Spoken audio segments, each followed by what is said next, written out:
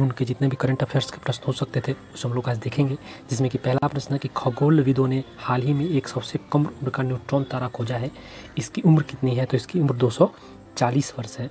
और न्यूट्रॉन तारा जब उसमें महाविस्फोट होता है तो वो कुछ ऐसा दिखाई देता है।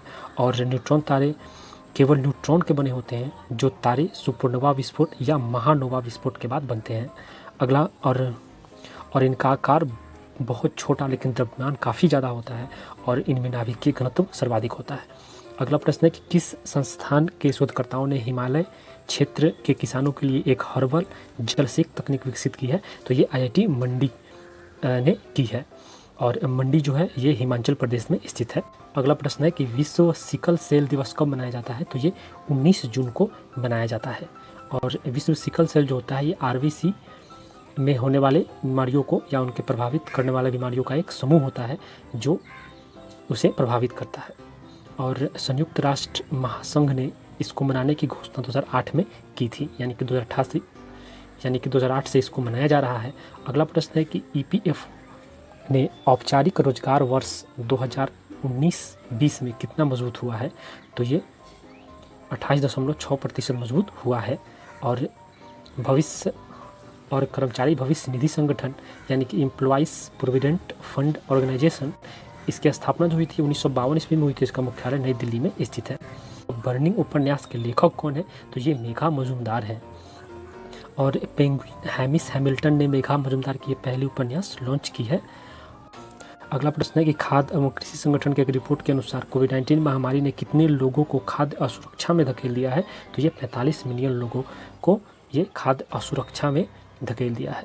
और FAO यानी कि फूड एंड एग्रीकल्चर ऑर्गेनाइजेशन, खाद्य एवं कृषि संगठन की स्थापना 1945 ईस्वी में हुई थी। इसका मुख्यालय रोम, इटली में स्थित है। अगला प्रश्न है कि एशियन डेवलपमेंट बैंक यानी कि ADB के अनुसार 2020 में एशिया का ग्रोथ रेट कितना % रहेगा? तो यह मात्र 0.1% रहेगा। और ADB जिसका मुख्यालय फिलीपींस में है और अध्यक्ष मात्सुगु अस्कवा हैं, इसकी स्थापना 1966 ईस्वी में हुई थी और इसके सदस्य देशों की संख्या 68 है। किस रेलवे स्टेशन पर भारत का पहला ऑटोमेटेड टिकट चेकिंग और मैनेजिंग एक्सेस मशीन स्थापित किया गया है? तो ये नागपुर में स्थापित किया गया है। नागपुर जो ये सेंट्रल जोन में आता है और सेंट्रल रेलवे जोन का मुख्यालय मुंबई में स्थित है, हेडक्वार्टर मुंबई में स्थित है। अगला प्रश्न है कि अंतर्राष्ट्रीय योगा दिवस कब मनाया जाता है? तो अंतर्राष्ट्रीय योगा दिवस 21 जून को मनाया जाता है। और अंतर्राष्ट्रीय योगा दिवस को भारत के आह्वान पर 11 दिसंबर 2014 को संयुक्त राष्ट्र संघ के 177 देशों द्वारा इसे अपनाने और सहमति एवं प्रस्ताव को मंजूरी दे दी गई थी। और यह पहली बार 21 जून 2015 को मनाया गया था। और इस बार जो मनाया जा रहा है वो 6ठा योग दिवस होगा। और इसकी इस बार की थीम है वो है घर पर योग और परिवार के साथ योग, इस बार का इसका थीम है।